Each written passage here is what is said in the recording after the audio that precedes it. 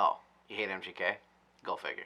So I've recently been seeing a ton of hate flying around online for Machine Gun Kelly. So I just want to start by saying that if you're just like somebody who just hates this guy to hate him, you might be an asshole. I mean, I'm just kidding, but not really. But if you want to prove that you're not an asshole right now, just go ahead and subscribe to this channel. And then turn on your post notifications and like this video. And then if you're feeling especially saucy, go down to those comments, leave like a 500-word essay about how much you hate MGK and me. And, you know, we'll become best friends. So let's begin to unpack this hate for Machine Gun Kelly. I think it really falls in two different camps, one being the Eminem stands, and number two being the pop punk gatekeepers. Let's start with the Eminem camp of thought. I think one of the reasons that Machine Gun Kelly gets a lot of hate is because of the like white rapper label, but that's just like low-hanging fruit and a cheap jab to take at somebody at this point. To be honest, white rappers generally fall in three categories. There's the people that like transcend the label of white rapper and they're just known as rappers, and they're goats like Eminem, Mac Miller, and even the Beastie Boys to some extent. And then there's the rappers that even if they had some talent, they really just were turned into gimmicks like Asher Roth, Sammy Adams, and of course Vanilla Ice. Then there's this other category, and they're not goats, but they're definitely not gimmicks. They have a lot of talent. They're real rappers, and they're not cheesy at all. And that's where I think you find people like Machine Gun Kelly and G-Eazy, Yaya Wolf,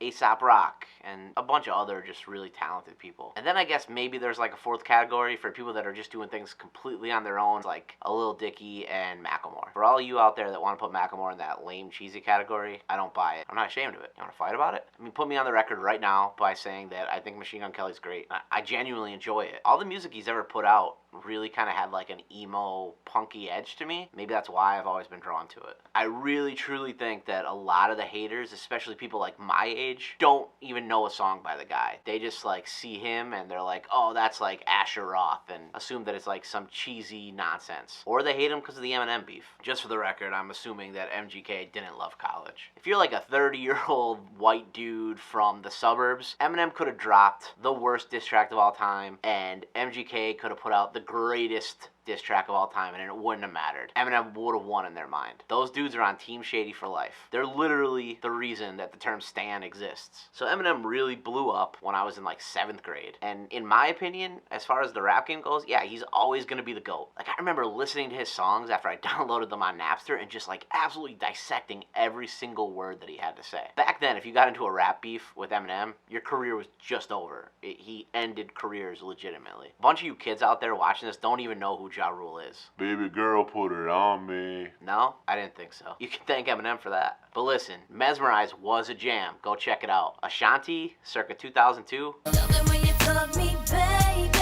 That's an all-time crush. MGK, on the other hand, kind of came out of the Eminem battle in a better spot than he went into it. Sure, Kill Shot was technically a masterpiece, but I gotta admit that I really think Rap Devil might have been a better overall song. And I think to this generation that really makes a difference. So yeah, Eminem won the battle, but he didn't end his career. He helped it. But like I said, none of that is ever gonna translate to an Eminem stan. Luckily, 30-year-old white dudes from the suburbs are not MGK's target audience. Sorry, hate to break it to you guys, we are not relevant to pop culture anymore. It's because you're old. Don't take this in a weird place. So now let's move on to the crew that I know all too well. My people, the scene kids, the emo kids, the pop punk kids, most of all, the pop punk gatekeepers. Listen, this is where I came from. This is where I cut my teeth, in that pop punk emo scene. And I always kind of leaned more towards like the pop punk side of things. I was just never fully accepted. Cause I don't love pizza. But I do stan the pop punk bands like Blink-182, New Found Glory, The Movie Life, and the Ataris. That's the kind of stuff that I love. That's the kind of stuff I still listen to. So I'll be the first to admit that Machine Gun Kelly put out a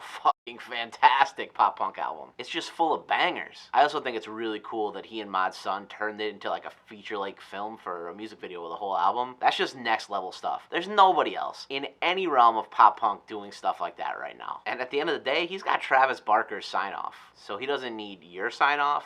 He doesn't need mine. The dude gets the pop punk cred no matter what we say. So why am I seeing so much hate for him online from all these pop punk kids? Refer to my earlier statement about the assholes. Listen, whether you like to admit it or not, gatekeeping is extremely commonplace in the punk, metal, and rock genres. It just has always been there and it always will be. Negativity is just super commonplace in punk and metal and rock and all the genres associated with it. And gatekeeping is even more commonplace. They just don't like anything mainstream. They like to throw around terms like poser and sell out. a lot. Never gonna change. That shit's been going on forever. The vocal minority in the pop punk scene hates anything that achieves anything that they deem as a mainstream success. So now, stick with me here and imagine that some dude that already has extremely large mainstream success in the hip hop community comes and drops a ridiculously good pop punk album. Man, heads are exploding. I mean, the whole Warped Tour scene descended on this guy because he said the bands on tour were wearing comfortable shoes and he didn't think they looked like rock stars. Twitter was on fire for a while. Relax, guys. Jesus, if nothing else, I really hope that he does just like make pop punk fun again, right? It's a little fun fact. If you're in a pop punk band out there and you have the chance to sell out, go for it. Paying your bills is a lot of fun. And having like a little bit of money to be able to survive, that's fun too. Being comfortable and happy, not actually a bad thing. And you can sell out and make some money and become successful and not change who you are. I think Machine Gun Kelly's a prime example of that. I mean, if anything, he's the example of that. The guy's been doing hip hop for all these years, wanted to do a pop punk album when pop punk is not anywhere near the charts, did it, was successful, and honestly, when COVID's over, he's probably gonna go on tour and bring like a rapper and a couple pop punk bands with them. So he might put on some pop punk bands out there. So everybody should probably like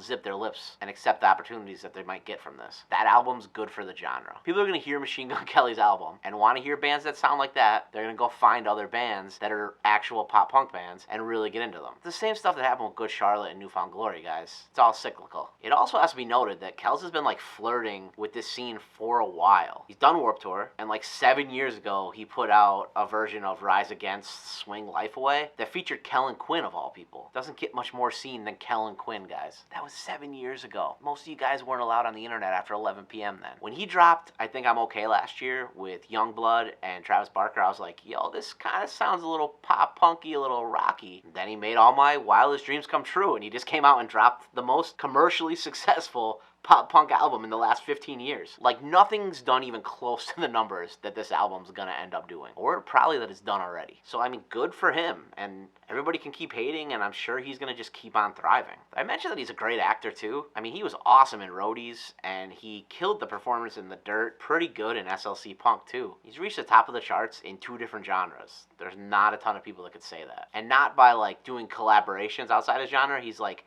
dropped 2 albums in 2 completely different genres and top the charts. So here's my really hot take, and a lot of you aren't gonna like it. Machine Gun Kelly, Kels, MGK, the dude is a once-in-a-generation talent. So deal with it, build a bridge, and get over it. Better yet, drop a comment below and tell me why you disagree with me, because I'm sure you got a lot to say. Or drop a comment and tell me you liked the video. I might turn this into a series where I break down why you guys hate a bunch of successful people. Speaking of which, I'd like to be a successful person, so why don't you subscribe to this channel? And if you want to make me even more successful, turn your post notifications on. And if you really want to make me successful, like this video. So yeah, I'm thinking maybe next week I put out another like why you hate video, and it's about Tom Brady. In closing, spread love, not hate, don't be a butthole. See you guys later.